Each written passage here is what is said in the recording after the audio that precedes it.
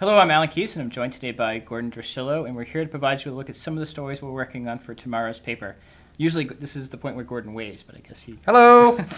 Tomorrow's paper will have a story about Scott Milne, Republican candidate for governor. Actually kind of officially kicked off his campaign. That's been quiet so far, but Neil Goswami, our press bureau, was there at the kickoff event, and it actually took place in the Barrie area. Barrie Elks Club, no less. We'll have that story. Also in tomorrow's paper, the latest on the child protection hearings taking place up at the State House. We'll have more details on that.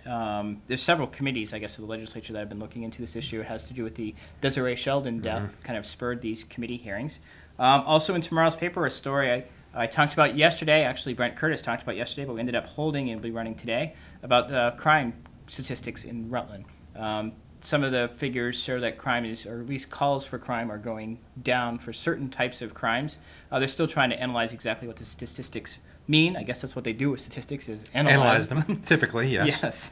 So Brent will have that story. And spin them. They spin the statistics once they're done analyzing them. Also in tomorrow's paper are lots of stories by Gordon. Two anyway.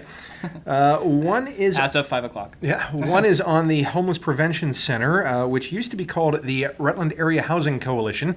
They changed their name because they were getting confused with groups like the Rutland Housing Authority and the Rutland County Community Land Trust, or Community Land Trust, or whatever they are. Now I'm going to get an angry call from Elizabeth Coulis. They also have a new home on Howe Street and are beginning a fundraising, not rising, although hopefully their funds will rise, fundraising campaign to support some of their programs.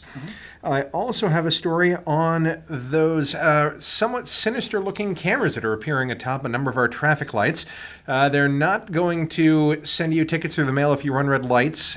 Those are just there as the new higher-tech way of determining when the lights should change.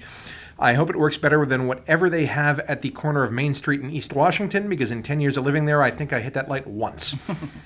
All right. Well, let's look at some of the stories we're working on for tomorrow. And I know one last thing on Friday. What's the event Friday? If you hadn't asked me, I'd have been able to tell you. It is Flock of Seagulls are playing in the pit. And they're an 80s band? They're early 80s band. They had two songs you may have heard of. The one you've definitely heard of was And I Ran, which got used in all those commercials and stuff, and had the video with them in the weird hair. There was also a lesser-known single by them that did well called Space Age Love Song, which I will spare you the torture of listening to me hum. I was going to say, I don't quite know the song, so I was wondering if you could sing a few bars. Falling in love. No, it's not working. All right. Well, I'm going to cut that out, right? All right. Well, of course you're not. That's a look at some of the stories we're working on for tomorrow's paper. Thanks for watching.